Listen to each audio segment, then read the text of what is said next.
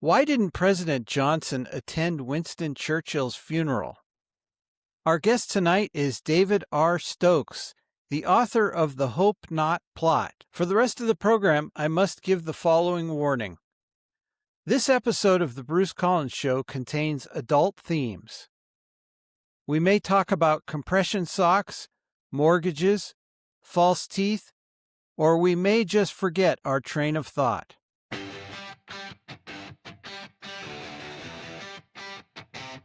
Flip on the switch, feel the static clear, naming the glow, yeah, the reason we're here.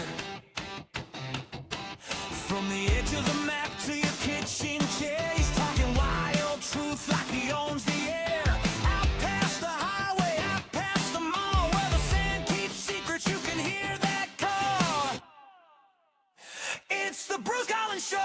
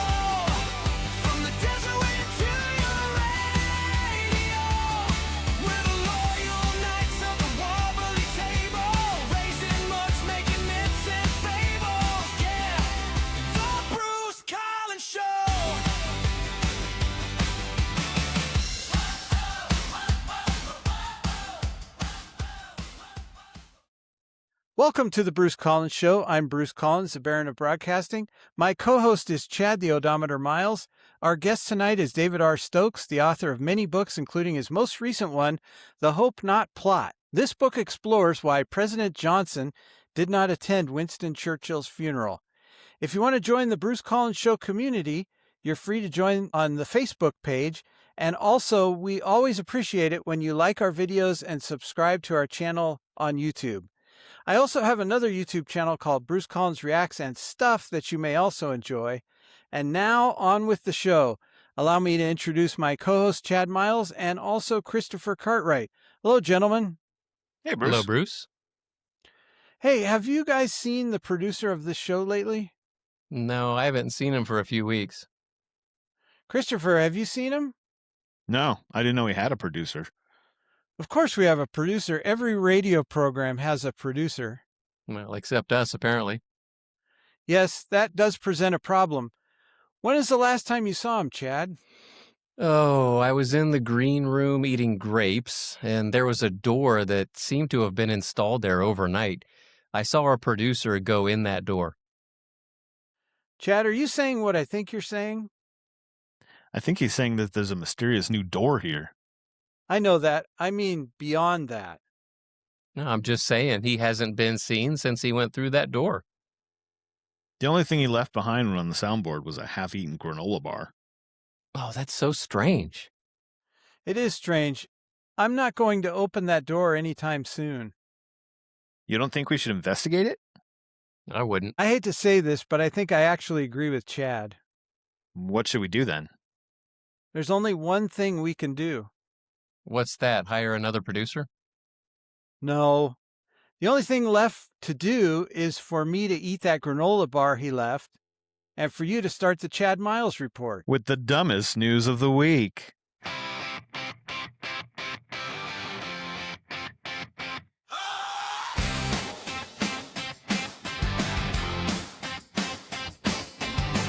Coffee stain on his collar, name tag hanging wrong, sleep in both of his eyes, red light flashing strong. He shuffles up to the camera, cracked mug, crooked tie, says, I've seen some stupid stories, but this one made me cry. Oh,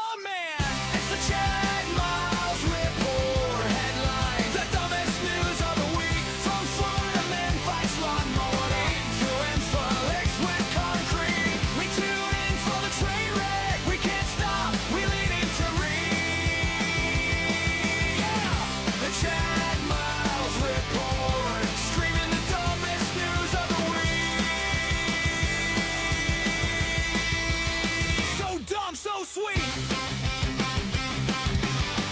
Breaking cat stuck in a sweater, breaking toast that looks like a face. Council meets about a pigeon who keeps pooping on the mayor's briefcase. He's deadpan reading disaster, that's really just a broken cone. Nation shocked, he says then snickers by a kid who married his phone. It's the Chad Miles Report. Headlines, the dumbest news of the week. Grandma banned from local bingo for allegedly counting too quick. We tune in for the train wreck. We act appalled while trying not to scream. Yeah, the Chad Miles Report. Serving the dumbest news. All right, we're back this week with the Chad Miles Report and the dumbest news of the week. Chad, take it away. Article number 1. You can send a human being to space, but they may not be able to pee there. For some tense moments after Artemis II launched into space on April the 1st, the toilet on board was not accepting urine from the astronauts, the Associated Press reported. It's a bit of a problem. Yeah. They saw a blinking fault light and reported the issue to NASA colleagues, who talked them through a plumbing fix that solved the issue. Apollo space journeys did not provide the luxury of toilets. Earlier astronauts used a bag and a funnel system and left bags of waste on the moon. Used catheters? It's like, did they see that on the flyby? With the loo in working order again, the Artemis crew members are relieved. I That's guess from the the excrement- Associated Press. I guess the excrement made up the dark side of the moon. You know, that area of the rocket is called the poop deck. And I have one question. If you fart in space, can anyone hear you? Do we have lunar roto-rooter? Article number 2. Over 400,000 units, or 13 tons, of Kit Kat bars were stolen in Europe the week of March 23rd, USA Today reported. The chocolate-covered wafers were nabbed in transit on their way from Italy to Poland. The stolen sweets were not the typical long-shaped wafers, but special Formula One car-shaped Kit Kat bars. The thieves have yet to be apprehended, and the candy has not yet been recovered. In response, Nestle, the Swiss-based company that distributes Kit Kats, launched a Kit Kat tracker website on April the 1st, and that's not an April Fool's joke. Help us find them. Use the stolen Kit Kat tracker, Nestle reported on X. They're Posted using the on X. Santa tracker in the off-season. Can we borrow that? Yeah. Consumers can go to the website Chad and enter an tracker. enter an 8-digit batch code. If the number is confirmed to be from the stolen batch, Nestle said the consumer or retailer will be given clear instructions on how to alert Kit Kat, who will then share the evidence appropriately. Meanwhile, on social media, brands such as Domino's, Outback Steakhouse, and PayPal have offered condolences and a little light roasting. Bad time to roll out our Kit Kat pancakes, huh? Denny said. That's from USA Today. Give me a break. Give me a break. Break me off 13 tons of that Kit Kat bar. Oh, that would last me about Formula 15 One. minutes. That's right. Some Love fat Kit guy's Kats. having fun right now. Well, you Dracula, know what they're registered doing. trademark. Because I've heard of people stealing chocolate before. They're reselling them to little convenient markets and stuff. I'm sure. That's a thing? At a discount. Yeah. Wow. Article number 3. In February, Bolivia's Ministry of Education decreed that schools must follow a 200-day academic year, essentially banning any days devoted to special events like parties or performances. Those On jerks. Monday, March, yeah, right. On That's Monday, the best March part of 30th. school. Yeah, the time off. Recess. On Monday, March 30th, the Associated Press reported that an unlikely group took to the streets of La Paz to protest the new decree, not students or parents, but clowns. In their does that mean teachers? No, just a joke. Democrats. In their recognizable face paint and red noses, clowns who protested alongside costume makers and photographers are often hired for school festivals and other events. This decree will economically affect all of us who work with children, said Wilder Ramirez, a leader of the local clown union. There's a clown union? That's true, huh? That's crazy. Yeah. The group marched through La Paz blowing whistles and setting off small fireworks. Some They carried tripped over their signs. large shoes. Some carried signs, including one that accused the government of taking away smiles and taking work away. The ministry Sounds like my indicated dentist. the ministry indicated they would consider the group's concerns when planning for the 2027 school year. That's from the AP. The clowns stood out in the sun so long they had to go to urgent care. They said they were feeling a little funny. Get it? Little desperately- known Topher or Christopher. What's it called? Topher. Little known Christopher knowledge. I used to be a clown. Oh, wow. Yeah, And it was you're kudos not to clown. now? No, not anymore. Okay. I'd like The some face proof. paint gave me Had time to what do you quit. call heat stroke. Article number 4. A graffiti tagger in Bellevue, Washington, was plying their trade on March 25th when they tumbled off an overpass onto an I-90 ramp, KOMO TV reported. That's gonna hurt. It's Yeah. gotta hurt. Washington State Patrol said the fell happened around 10:30 p.m. The person was taken to a hospital with a possible broken leg and facial injuries. WSP did not provide details about any pending charges. That's from Como. He should have known what would happen. The writing was on the wall. And finally, ladies and gentlemen, article number 5. Things are looking up in the candy aisle after Hershey announced on April 1st that it is returning to the classic recipes for all of its Reese's products, the Associated Press reported. While the iconic peanut butter cups have always been made with real chocolate and peanut butter, other Reese's items, such as the mini Easter eggs, are currently made with a product that contains less chocolate. Whatever that means. It's probably fake chocolate. The move is Sort of apparently like when I was in school. This is true. When I was in school, they didn't sell us grilled cheese sandwiches. They would sell cheese food. Ew. They What does called that it mean? cheese food. Yeah. Well, you saw what they did with ice cream, right? They took the word ice cream away, and it's called frozen treat or something like that now because they can't legally call it ice cream. Yes. True That could story. mean almost anything. Right. Frozen Mhm. treat.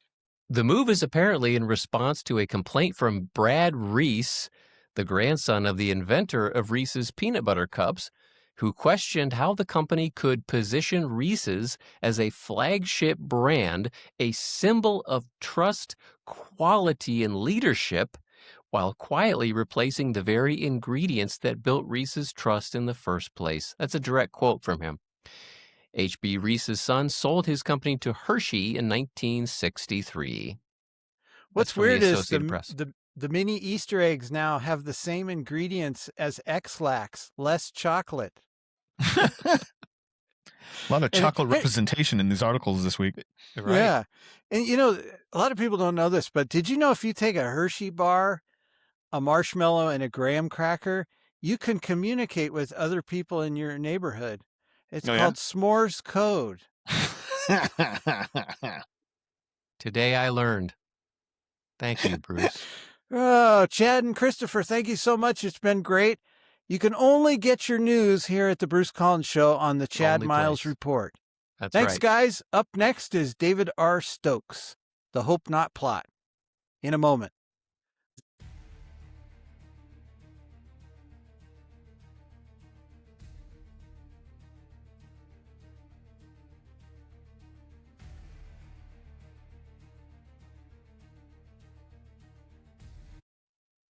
My guest today is David R. Stokes. He is an accomplished ghostwriter, best-selling author, and retired minister. His current book is The Hope Not Plot. Using verified historical facts as a backdrop, David Stokes takes us through the looking glass and into a world of shadows, mystery, and intrigue. His website is davidrstokes.com. Again, the spelling of his last name is Stokes. davidrstokes.com. And here, for those of you watching on YouTube, is a copy of the cover that you can see, The Hope Not Plot by David R. Stokes. David Stokes, welcome to the Bruce Collins Show. Well, thank you, Bruce. Great to be with you again.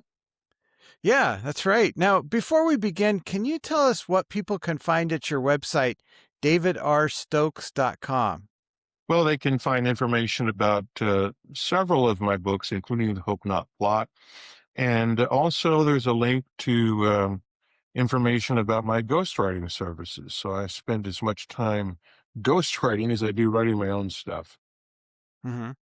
Now, you spent years as a pastor. How does that shape your writing?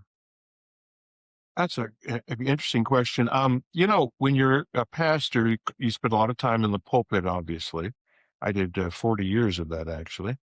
And a lot of that is crafting sermons and also telling stories. And I think Jesus was a storyteller. The Bible is a book of compelling stories, narratives.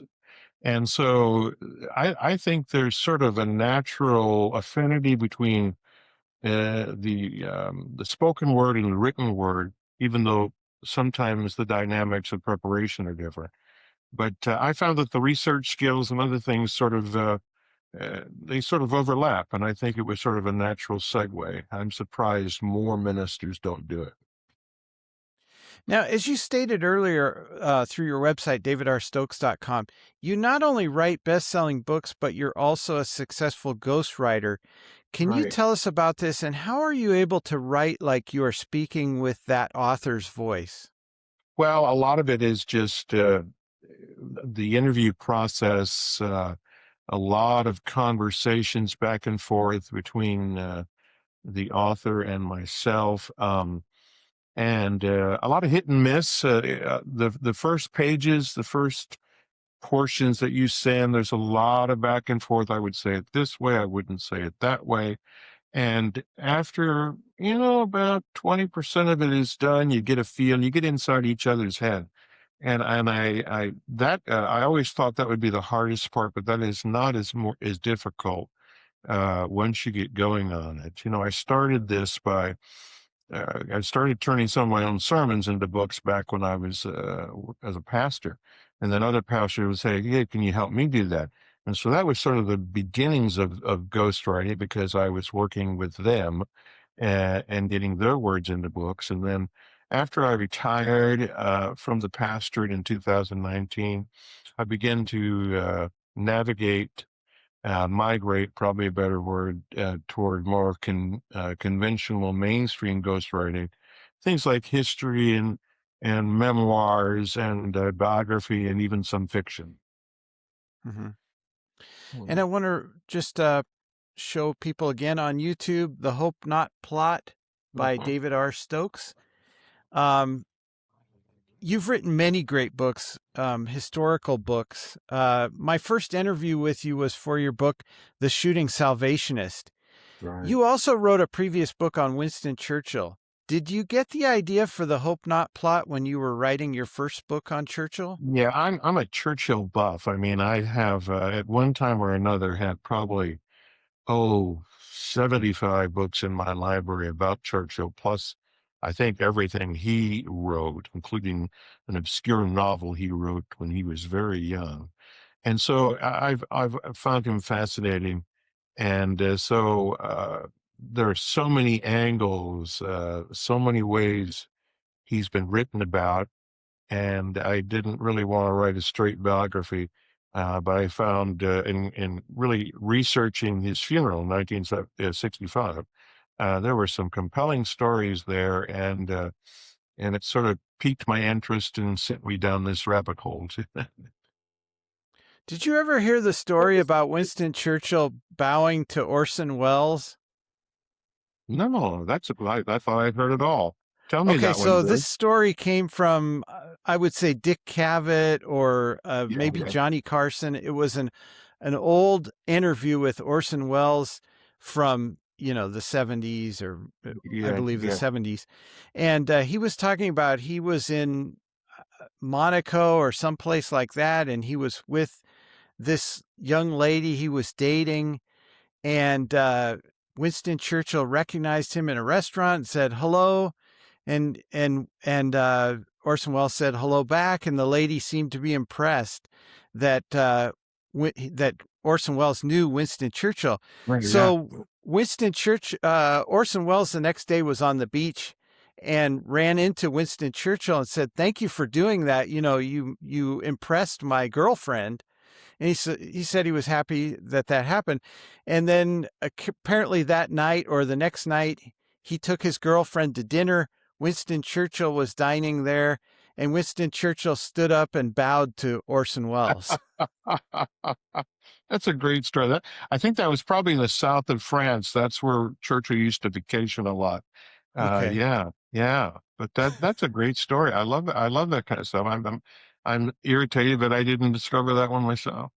So would you say he was approachable to most people, and did he have a sense of humor? Churchill, oh yeah, he had a tremendous wit, very quick wit, and sometimes it could be pretty brutal to be on the other side of that when he used it as a weapon, and he did. But yes, I think he was a very personable person, very approachable, and certainly the experience as leader during World War II, that was really an important part. He not only, as Edward R. Murrow said, mobilized the English language and sent it into war, but he also sort of embodied the British spirit, and they identified with him very much, and he with them. Hmm. Now, as we stated before, your current book is The Hope Not Plot, a novel of Churchill's final farewell. What actually happened after Winston Churchill's death that inspired you to write this novel? Well, the main thing is I always look for things in history, little questions. The old Sherlock Holmes, why did the dog not bark? Something that should have happened or you would have expected to have happened and didn't, something unusual. And what I stumbled across just in reading about the funeral is that Lyndon Johnson, now let me put some background here. He was the president of the United States. He'd become president at the Kennedy assassination, and then he was elected by the largest landslide to date in 1964. And so he was inaugurated in January of 65 for his own term. He was at the pinnacle of his power, and he was a person who really loved the exercise of power. And yet, that very same week of his inauguration, Churchill died, and the death was coming for people knew it was coming for weeks. It was a sort of like a global death watch, and yet uh, all the great world leaders, I mean, De Gaulle and other people were there. Lyndon Johnson did not go to the funeral, nor did he send his new vice president, Hubert Humphrey. And I thought that was odd. The official reason was he had a cold. But I thought that was odd. And into that little oddity, I pour in a conspiracy theory, obviously invented, fictional, but I think believable, plausible, and that becomes the reason Lyndon Johnson didn't go is he catches wind that there's some kind of plot for mayhem at the funeral, and he wants, just in the wake of the Kennedy assassination, he's fearing for his own safety, and so that question sort of led me down this pathway. And Churchill's funeral was quite an event, wasn't it? It was a multi-day ceremony, right? Oh yeah, it was an event not only in Britain, but more people watched it because satellite TV Telstar was just a new mechanism. More people watched Winston Churchill's funeral globally than watched JFK's funeral in 1963, just 14 months earlier. It was the most significant global event, media event, and of course, Churchill had been such a dominant figure. I mean, the entire, 20th century up to that point. He began his career in the reign of Queen Victoria, back in the latter part of the 19th century. And here it was 1965, in the middle of the 19th, the turbulent 60s, and he was this big, gigantic figure. Yeah, it was a global event, bigger than, like we just had Queen Elizabeth II's funeral and others, but nothing could quite compare to that, because nothing could, in my opinion, quite compare to him. Hmm. The 1960s were a tumultuous time. You write a lot of historical novels, not just about the 1960s. You've written all over, different time periods. What intrigues you personally about the 1960s? Well, I think what makes them fascinating to me is I grew up in the 60s. I mean, I was born in 1956, so I came of age in the 60s, grew up, and I remember Churchill's funeral. I remember watching it on television myself as a young boy. And I find that to be a fascinating time. It was turbulent. We live in a turbulent time now, but there were some different ground rules, it seems. There was a little more mystique about leaders then, and I just find it a fascinating time to write about it. I am in my bin of things to do. I'm writing a book right now about the relationship between Lyndon Johnson and Richard Nixon, which is an overlooked relationship. So I still find that era fascinating. Hmm. Would you say that the JFK assassination was the major event of the 60s that kind of changed people and maybe made them start questioning their government? Well, I think there's a little bit of a cliched response to that, because that is often seen that way. And I think it was sort of an end of a certain kind of innocence. I mean, in the wake of his assassination and all the questions that it laid bare, I mean, the would-be assassin, the accused assassin himself killed a couple of days later, all of these things, and the swirling theories about who did it and who really did it. You had the mob, you had the CIA, you had all kinds of stuff going on.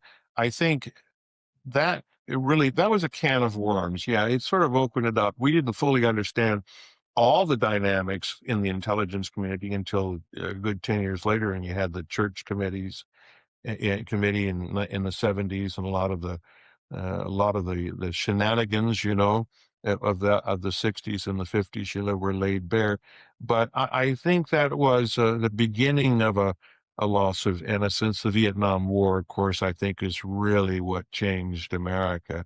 The Living Room War, and then it's sort of eventually Kennedy's role in getting that started, even though that was clearly established in the release of the Pentagon Papers in 1971, is lost to history, and he doesn't have nearly as much of the blame as Lyndon Johnson, who did escalate it, and Nixon, and so forth. But yeah, the Vietnam War was, I think, a much more important event to change how people saw their government, how people's, and I think that the protest and all that, I think, is very clear. Hmm. So Lyndon Johnson obviously is a big part of this book, The Hope Right. Not Plot. Tell us about Lyndon Johnson, his actions regarding the funeral of Winston Churchill. I understand the official word was that it was his health. Yeah, he Um, had a cold. So he said, yeah, yeah. yeah, and he always appeared to me to be someone in terribly need of anger management. What's your take on Lyndon Johnson? Well, I think in some ways he was a very great man. He was the consummate politician, but he was also a person who battled his own insecurities. He never quite felt like he measured up to the Kennedy standard. The same with Nixon, which is why I think writing about both of them in the shadow of JFK is so interesting. But I think that he was a man of tremendous gifts. He came from nowhere. I mean, just really, didn't have a lot. He wasn't one of the best and the brightest, Harvard trained and all that. And he had a volatile temper. He did. And he was, they called it the Johnson treatment. He could be a bully and a bear. And yet, even though he was, people were loyal to him. It was sort of an interesting dynamic in his life. He managed to subdue all that in public, although there were rare times when there were outbursts that hurt him politically. But he was a complicated man. I think therefore a fascinating man. And it would be interesting to see what a man like that would function like on the stage today. But I think he had a temper. Most politicians did. Um, but he was, for a time, and Vietnam is what really undid him. He would have gone down, I think, as one of the great presidents were it not for that. Mhm.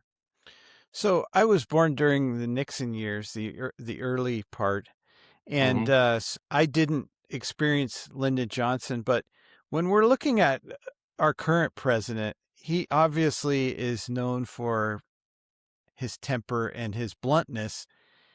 Did Lyndon Johnson overshadow that, or would you say there are parallels to be drawn there? I think, in a sense, probably Donald Trump uh, has a little bit of LBJ and Nixon thrown in. And I think both men had their own insecurities that pushed the buttons of their darker side. And I think that's the case with President Trump. I think, to be obvious, he is a person who has no problem talking in a bitter way. Just the recent FBI director that just passed away, he's put out a statement. Good, I'm glad he's dead. I mean, I can't imagine any other president in history saying that about a high profile, even if they felt that in private, saying that about somebody in public. So, I think there are some parallels. I think Donald Trump is in a category all his own. It's hard to figure out how much of it is shtick and how much of it is real, how much of it is playing to his base, but he certainly doesn't seem to have a filter. I think the one thing Johnson had in his life is Lady Bird was always a tempering force. His wife was a tempering force, and there were people in Nixon's lives the same way. You can't do that, you can't say that, and he would listen to them. I don't know that Donald Trump has anybody in his life and he listens to like that. Mhm. That's, not that we want to stray into that necessarily, but from a strictly standpoint of acting like a president and comparing how presidents acted, I don't know. There are a lot of things. We know that from the Nixon tapes that he would have said in private that he wouldn't have said in public, and the tapes tell us that.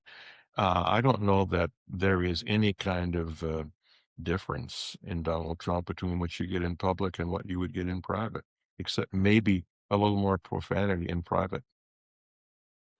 Have you ever looked much into the conspiratorial side of the JFK assassination? And do you have an opinion of how involved Lyndon Johnson, if anything, was Yeah, his? I actually wrote a novel. One of my novels, I don't think we've ever talked about it, was called Camelot's Cousin. And it's a novel that was sort of centered around the Kennedy administration, Camelot, and then the assassination. I have always come down on the side that Oswald did not act alone if he did at all, and that somewhere in the murky uh, blend of roguish intelligence elements and the mob, both groups having vested interest in removing Kennedy, the mob because they felt betrayed because Kennedy's father had promised them certain things, and then Bobby Kennedy, the Attorney General, went after them so hard, and the intelligence community because Kennedy didn't listen to them during the Bay of Pigs, and they felt betrayed. I think somewhere in that murky world may be the answer that we'll never see until things are ultimately laid bare. But I think there is a lot there unanswered, and it wasn't as straightforward as the Warren Report and other people say it was. And I think that it will be one of those questions that's debated. But I think that's probably where the fault lies someplace there. As far as Johnson himself, I read Roger Stone's book, and other people have written about how Johnson, it was a coup d'etat by Lyndon Johnson. I'm not really comfortable with that at all. I don't find that very plausible. I think he was, in some senses, the beneficiary of what happened, but to lay that kind of thing at the doorstep of a man who served as president of the United States is a pretty rough thing. He may have known more than he that he ever said about it, But I don't think he was in any way complicit. I've never found anything compelling about that. And him or even Nixon, there are some people that say Nixon knew what was going on. He was in Dallas, the same day. But no, I don't see that. I see it in the murky world of roguish intelligence CIA, former CIA operatives, and a blend of that and the mob. You had Giancana, you had Howard Hunt, just all kinds of things. I think it's Mhm. fascinating, and if people want to know a lot more what I thought, buy my novel Camelot's Cousin, because I deal with that. That's also Yeah. been optioned in Hollywood. Hopefully, it'll be made a movie at some point. Oh, I would be interested in Yeah. that. The actor Blair Underwood, Oh, great okay. actor. He holds he optioned it some years ago, and I've written a screenplay for that, but it takes a while. Hmm. Now, I understand President Eisenhower did attend the funeral of Winston Churchill. Who were some of the other great historical figures of that time? I know you mentioned a few, but who Yeah. was in attendance for this? Well, let's go back to Eisenhower for a moment. He was not sent by President Johnson as part of the official delegation. That was led by Dean Russ, the Secretary of State. But Eisenhower was invited by the BBC, the British Broadcasting Company, and also by the royal family to come over. And Eisenhower did commentary for the BBC during the funeral. That's why he was there. Hmm. But obviously, he was the highest ranking American to be there, a former president of the United States. But all the leaders of Europe, de Gaulle, Konrad Adenauer, others from around the world were there, Prime Minister of Canada. There were nearly 100 leaders of countries at St. Paul's Cathedral during the actual service itself, which is a backdrop of the plot, and I won't go into that I weave in this novel, The Hope Not Plot, a novel of Churchill's final farewell. Hmm. Now, as we said before, the official word of why Lyndon Johnson did not attend was his health. Was there an official statement regarding why Hubert Humphrey didn't attend?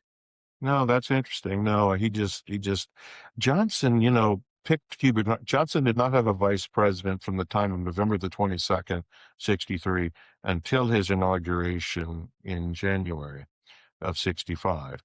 There was no vice president, and he selected Hubert Humphrey, senator from Minnesota, to be his running mate in the 64 campaign. And they had a working relationship when Johnson was the majority leader of the Senate back in the 50s. But he didn't have a high view of Hubert Humphrey's abilities or intellect. And also, it's interesting because he had been pushed aside by the Kennedy people and always felt like he was mistreated as vice president. Johnson felt that. And yet he, in a sense, did the same thing to Hubert Humphrey. In his private comments, you see this in biographies, he was very disparaging of the man. So I don't know what his reasons were. I don't think he wanted Humphrey to get all the glory, quite frankly. If Hmm. Johnson wasn't going to go, he didn't want somebody over there starting on the world stage. So Yeah, he could be very petty like that, I think. I was just going to say it's kind of a petty world. It is. And politics, they can be, very petty. There are times when, they rise up and become great statesmen. But there's a lot of personal animosities, a lot of pettiness. And so we see that today in the hyperpartisanship. It's very real. Yeah, we do. Again, the book is The Hope Not Plot by David R. Stokes. And David, what part of your book strays into the world of fiction? Well, first of all, there's a lot of history in there. Everything about the funeral, the logistics of the funeral, I researched that to death. And if you want a good account of the death, the dying in the dying days, and the death and the preparations for the funeral that went back to 12 years earlier when Queen Elizabeth was just becoming queen. All of that is thoroughly researched. I think it's good, solid history. The fictional part is the plot, that I weave into the question, why didn't Lyndon Johnson go, oh, he hears something bad's going to happen, and so I invent that. And there's two parallel things going along, the real story of the funeral, and then this little murky, dark story that's going along that the public never hears about. And if it would have come to pass, it would have been the ultimate game changer in human history. Mhm. What makes this book so believable, though, even though we know it's fiction or parts of it are fiction, is that years later, after events happen, we find out that the story strays from the official story. Do you have questions personally about official stories that come from Washington? It feels like when we look back in history, there are a lot of unanswered questions. Oh yeah, and I think that's a given, and that's the role of historians to, journalists write the first draft of history, but the role of historians is after the fact, usually when the passions have died down and the strong feelings on either side of a person or an issue have died down. You can really get into the weeds and find out what really happened. We know a lot more about Vietnam now than we knew when it was happening. We know more about the Kennedy assassination. We know about more about FDR's health than we knew during his lifetime. And I think this is very true, and that's the role of the historian. I think it's important to question those things, and I think it's a healthy thing to look at what we get out of Washington today and say, is that really what's happening, really the story? Now, that you can go too far on that, where you become a cynic and don't believe anything that's said. But I don't think you just take things at face value. History tells us that. You remember Paul Harvey, a great broadcaster, the late guy, he used to say, and that's the rest of the story. I think Mhm. we're always looking for the rest of the story, and it's there.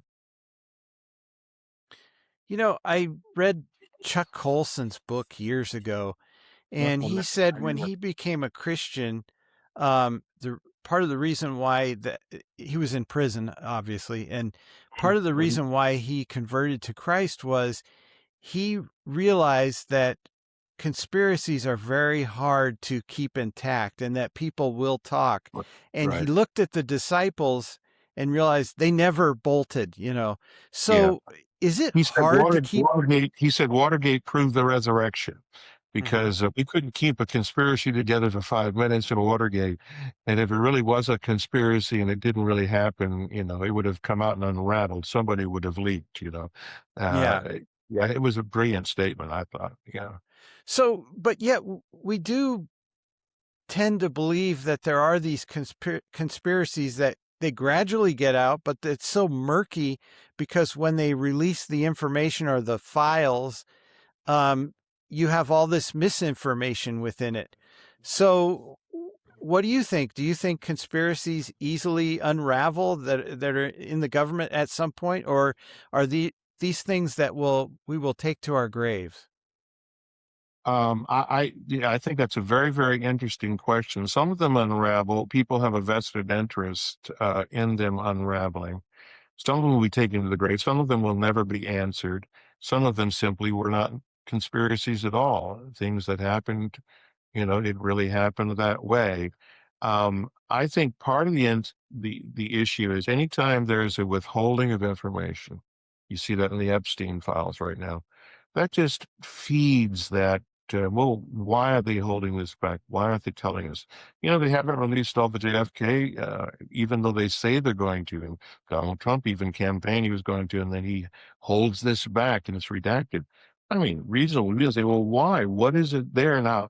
60 years later, whatever, that we can't know about now. How can that possibly affect national security? And so, I think as long as there's not the free flow of information, there will always be people saying, well, why? Why did the dog not bark? Why aren't we being told the real story? Why are we withholding certain things? You see that right now, like I said, with the Epstein files. If there's no there, just tell us everything that's there. And so that just feeds it, I think. And I think we by nature are people who can be suspicious of things. And especially as you see in history so many times, then the truth came out. President Kennedy said he didn't have Addison's disease, and yet he did.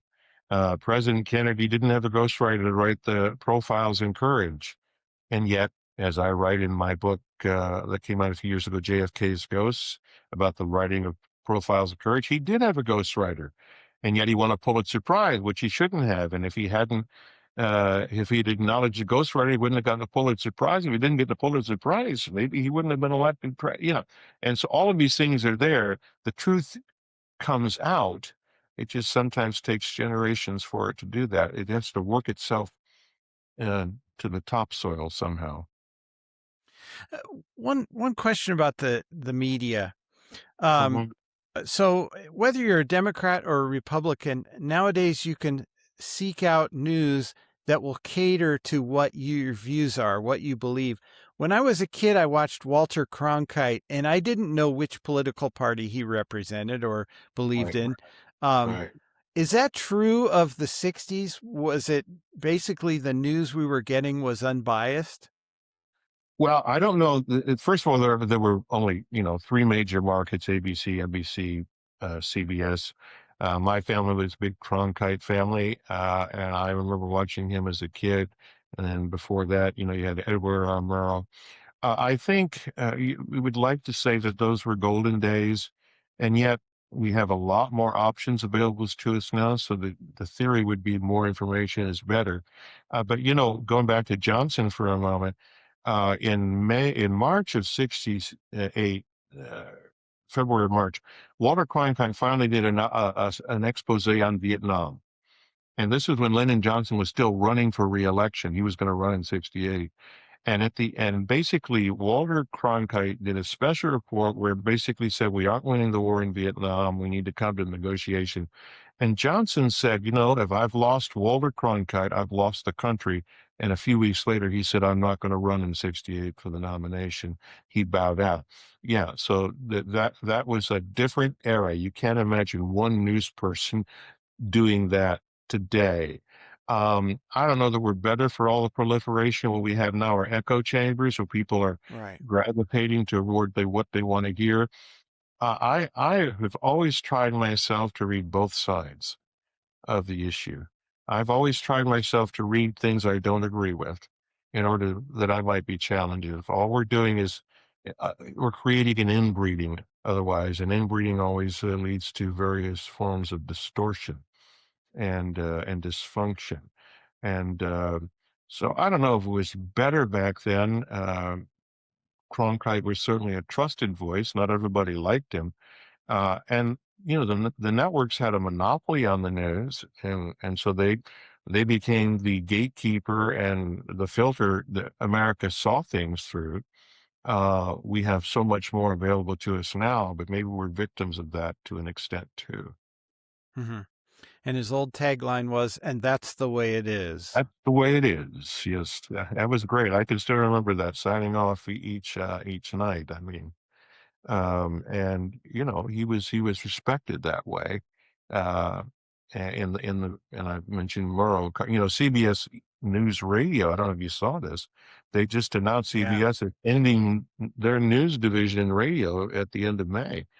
And I think Cronkite and Murrow and Eric Sevareid and Roger Mudd must be flipping in their grave at that. Mm-hmm. Yeah. And again, the book is The Hope Not Plot, David R. Stokes. I recommend this book. I've been reading it, and it's a great book, like your other books that I've interviewed you before on. Now, is there anything in the works that we can look forward to in the future? Well, I've been noodling on this Nixon Johnson thing that I mentioned, but probably the next thing that's going to come from me personally.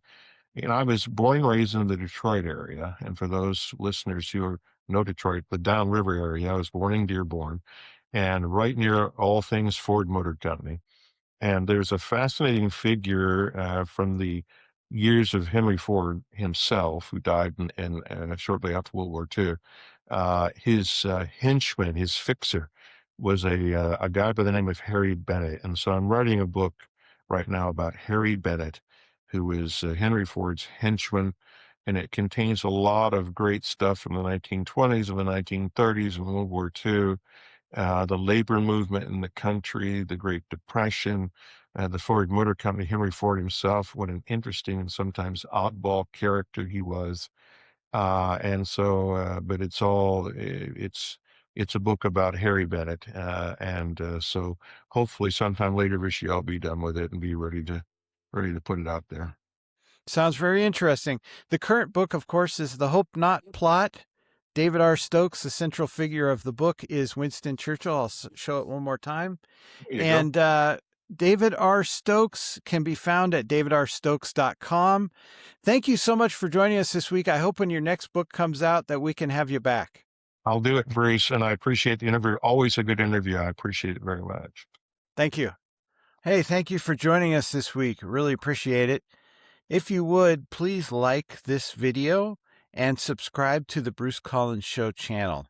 That helps us a lot with the algorithm so we can spread this show over many eyeballs.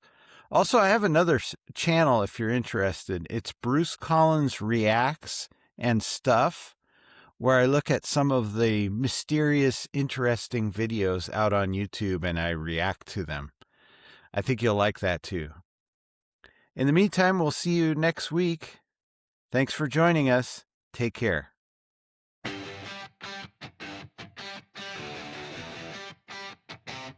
Flip on the switch, feel the static clear, naming the glow, yeah, the reason we're here. From the edge of the map to your kitchen chair, he's talking wild truth like he owns the air. Out past the highway, out past the mall, where the sand keeps secrets, you can hear that call. It's the Bruce Collins Show. The barrier for dusting, taking control from the desert wind to your radio. We're the loyal knights of the wobbly table, laughing loud, keeping legends stable. Yeah, the Bruce Collins Show. Funeral rides high over dust and stone, stories like sparks in a cyclone. Strange little kingdom made of coffee and chords, where the late night callers become the lords. Crowns made of stickers, capes made of flannel, we pledge our oaths to the glowing panel. It's the Bruce Collins Show. The barrier broadcasting, stealing the glow from the desert wind to your radio. We're the loyal knights of the wobbly table, raising mugs, making myths and fables. Yeah, the Bruce Collins Show.